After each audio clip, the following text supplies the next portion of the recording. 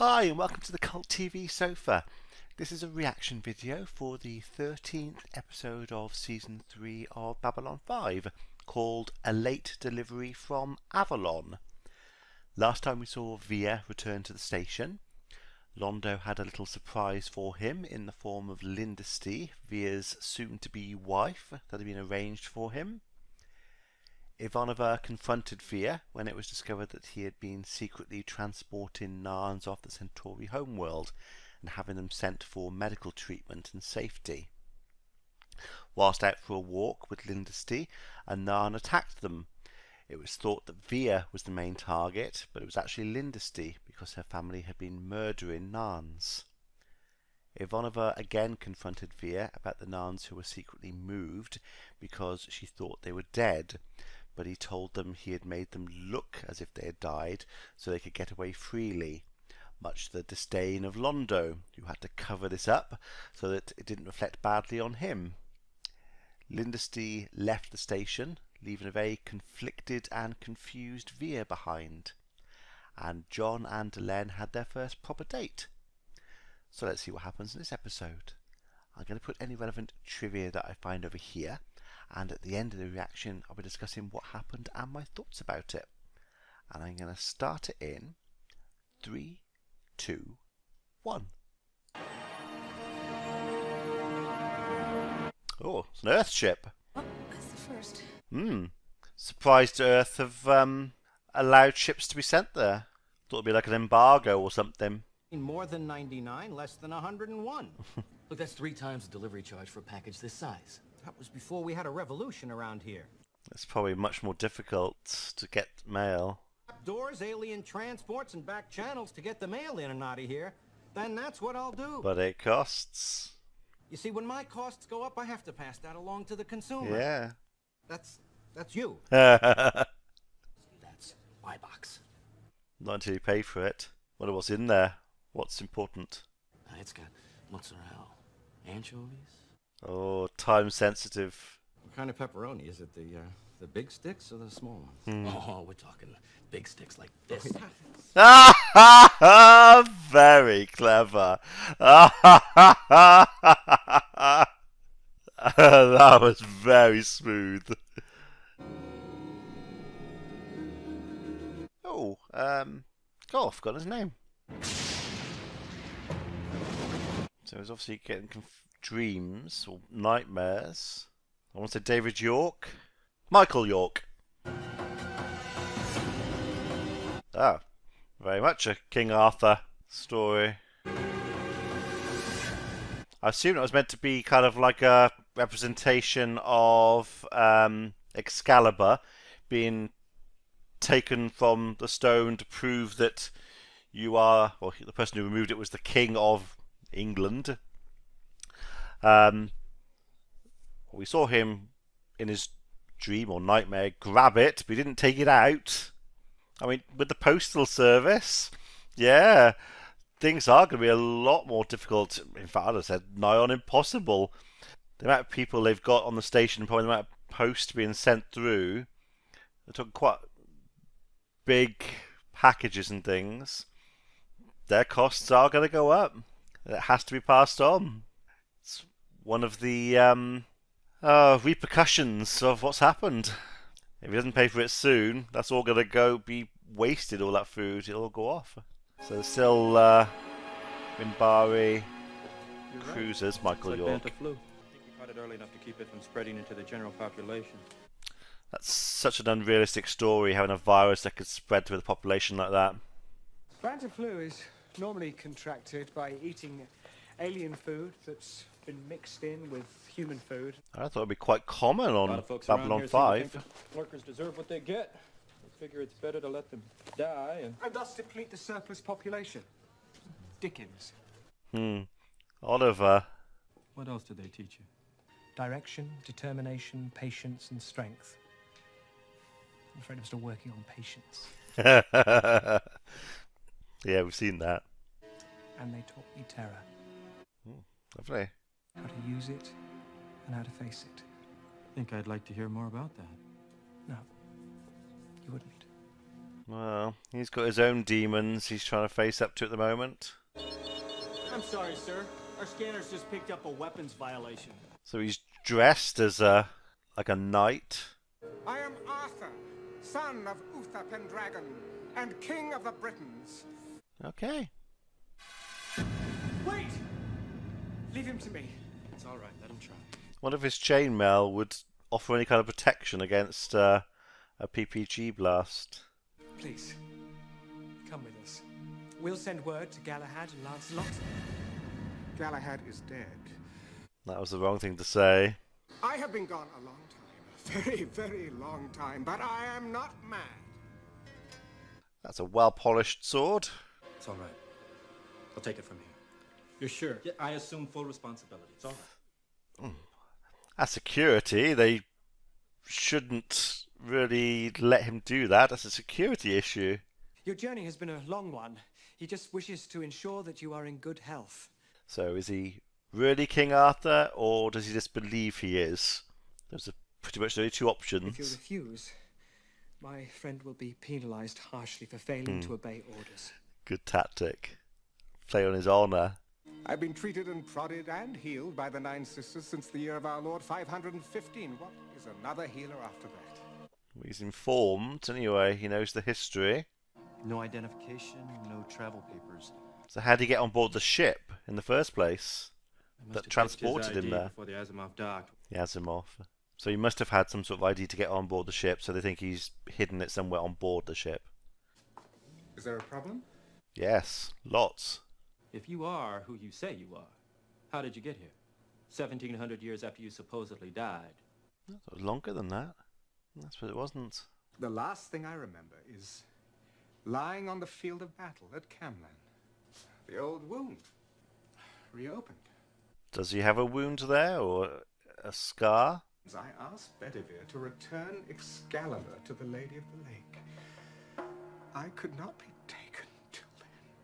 Well, we've seen the Vorlons have taken people before. I.e. Jack the Ripper. They said that I would sleep for a time, but that I would return when I was most needed.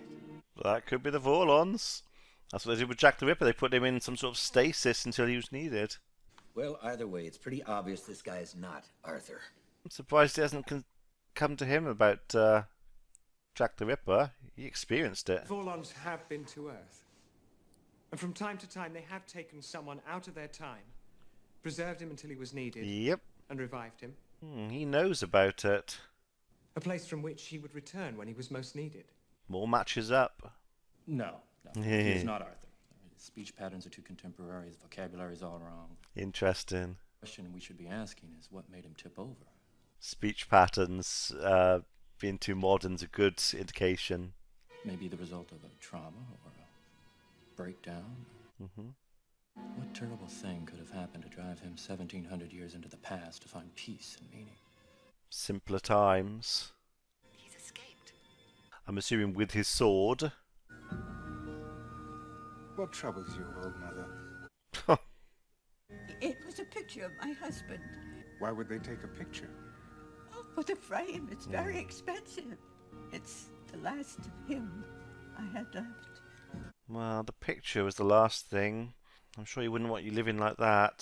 Selling the frame could have helped. But keep the picture. You have something that does not belong to you. Actually, I suspect that you have quite a few things Yeah. that do not belong to you. Yes, true.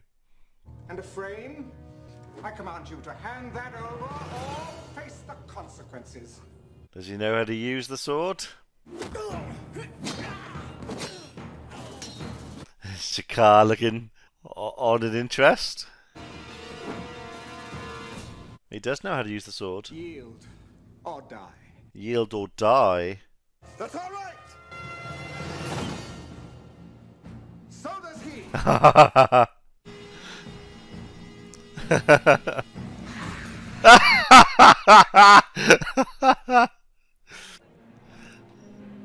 They got the frame.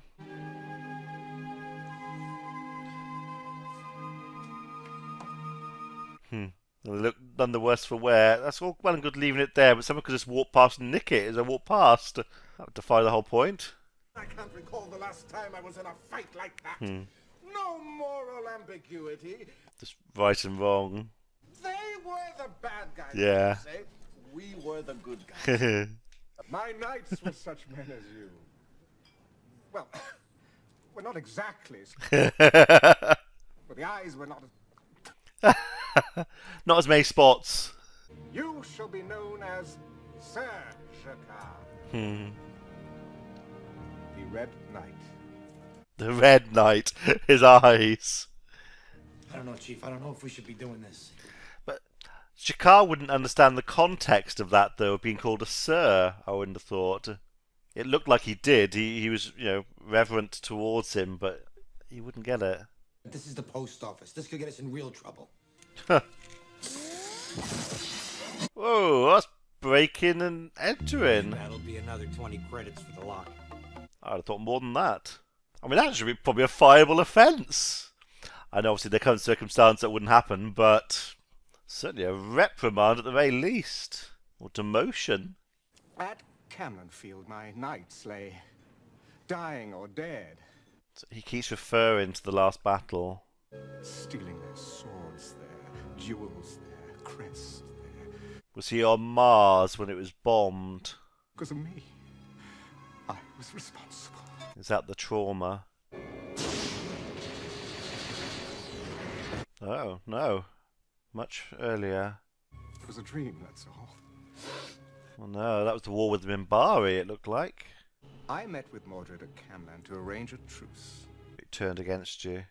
Our armies have been told to watch and attack if someone drew a sword. One of Mordred's knights saw an adder about to strike, so he drew his sword. Maybe it should have been if two people draw a sword. A misinterpretation. See what it cost us. We've been looking for you. Mr. Garibaldi is quite put out. Mr. Garibaldi is always put out. I am somewhat tired anyway. I could do with some rest. Get a free bed in the jail. Sir Gawain had the same problem, and called him the Green Knight. Oh, I have a story about something similar. I'm not going to mention any names, but a friend of mine I used to work with, we had a works do on I can't remember if it was a Friday or a Saturday, but he drank an awful lot. A lot. People really struggled to get him home. And even on the Monday he was in work, I've never seen it before. He looked green. He was still ill. He was very, very hungover. I've never seen anything like it before. Oh, that was quite the night. Many of you are at war with one another. Can this place continue to serve its purpose? But doing what you're doing, it is. As your wars continue, some of you may even want to use this for peace negotiations. Makes sense. Neutral territory. We ask that your governments take part in the ongoing defense of Babylon 5. Obviously, we'll do all we can to make sure that ships from two sides actively engage in hostility. I was going to say. At the same time. Yeah. We hope that you'll take a look at them and think it over. That's a good idea. If each of them just gave one ship, that's actually quite a lot of ships in protection of the station. Rather than just the Minbari offering a lot of ships, puts a lot of pressure on them. That's a clever way of doing it. But what does happen if Earth comes back to attack again? And the smaller those ships are there from the smaller races. Are they gonna attack Earth? Don't know. Puts them in a very tricky position. Again, I said in the previous episode, I think the ships are more a deterrent than actually a fighting force as such. But if their hand is called, what are they going to do then? I took some DNA samples from Arthur. You see, everyone who joins Earth Force has his unique DNA sequence mapped and logged for identification purposes. It kind of makes sense. in space battles and things, sometimes ships are blown up. There might not be much of a body left. So DNA scans would help identify a body, or bits of a body, or bits of tissue that are left. It does make sense that they would do that. It's a necessary thing to do. You can't show this. Marcus, it's who he is. I don't care. Kill him. Who is he? All right, this is the first step towards healing him. Let it be Arthur. Let it be anyone he wants. I have an obligation to help.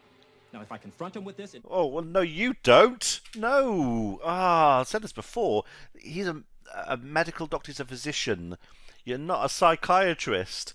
It sounds like he needs a proper psychiatrist to be dealing with him, to deal with whatever's going on here, to talk to him, to bring him out in a safe environment. Not him just wandering in going, oh, you're so-and-so, as he's likely to do, and he has a very direct manner, which might be fine in a lot of cases for medical treatments, but not in a psychological environment like that. I also don't completely agree with oh god, I've forgotten his name. The other guy. You can't leave him in that kind of fantasy. That's not healthy for him. It's more than likely going to lead to trouble. I mean, we saw the fight he got into earlier. Alright, he survived that, but he might not survive the next one. But he needs, obviously, psychological help. If you do this, you'll be doing great harm, Stephen. Stephen! I'm sorry. I have to. No, it's between the two of them, and it's neither of them who need to be doing it. I asked you about the picture. This is awful. Him doing this. Ah.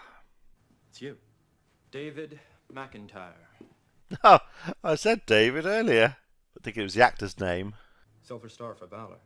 You were at the Battle of the Line. 20,000 of our best went in, and a little over 200 survived. That's crazy. It also shows you were gunnery sergeant on the Prometheus. First ship to encounter the Minbari. They're coming in. Gun ports are open. We presume attack vector. Because of this misinterpretation, he ordered his crew to attack. Forward batteries, open fire. So he fired the shots that started the war. Started the Earth-Minbari War. Now, you were gunnery sergeant on the Prometheus. You fired those shots. No! It was the sword Wow. that struck the adder that started the battle. Right. Yeah. Okay. So, first of all, yeah, that's a hell of a thing in the hindsight that he's now got to know that your shots, he was ordered to do it, but your shots started the war that killed millions. That's a hell of a thing to weigh on you. Can't even begin to imagine.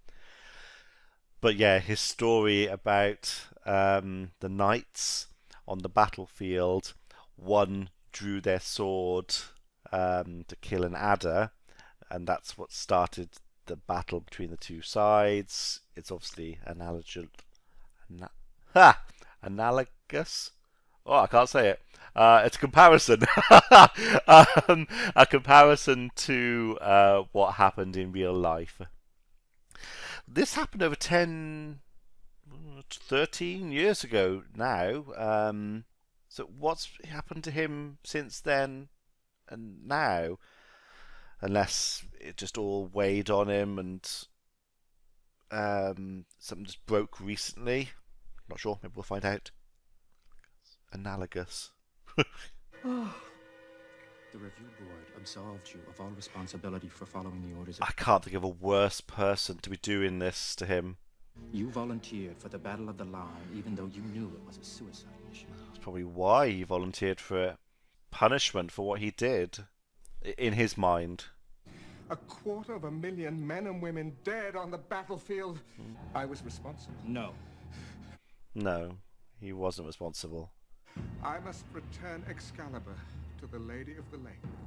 I didn't know. We didn't know. No, the war was started by accident. My fault. So yeah, that's why he volunteered for the Battle of the Line, because it was a suicide mission. David? Can you hear me? I mean, that could be enough to put him in. Oh, yeah, well, exactly. David. Kel flipping surprise. Ah. I was literally just about to say that confronting him with all that is probably enough to break his mind, and it looks like it has. It's put him in his mind. He's receded into himself. Yeah, because the doctor is not the right person to be doing this. He's not qualified, I would have thought, to be having this or doing this kind of treatment on someone. What's this been? 5 minutes? He's done all of that, confronting him and everything in 5 minutes with no. Looks like some sort of quarters. I assume they assigned him temporary quarters, and that's where he's done this. But A number of them refused to sign the Mutual Defense Treaty, but the rest of them signed on. Do we have enough to make it work? With room to spare. Very tricky to juggle the ships, though, to make sure there aren't two ships who are at war protecting the station. Oh, God, he should be struck off. You know, you'd think I'd learn one of these days that I can't fix everything, but I never have. Yeah, no. Why did he come here? He got on board a transport, he bought a ticket. There must have been a reason, even if he couldn't admit it to himself. Good point. Yeah, but in this case, it's the symbol of the ship and his pain. I have zero trust in your medical diagnosis here, or reasoning. That's why he came here. To find someone willing to take away his pain. Who's the Lady of the Lake?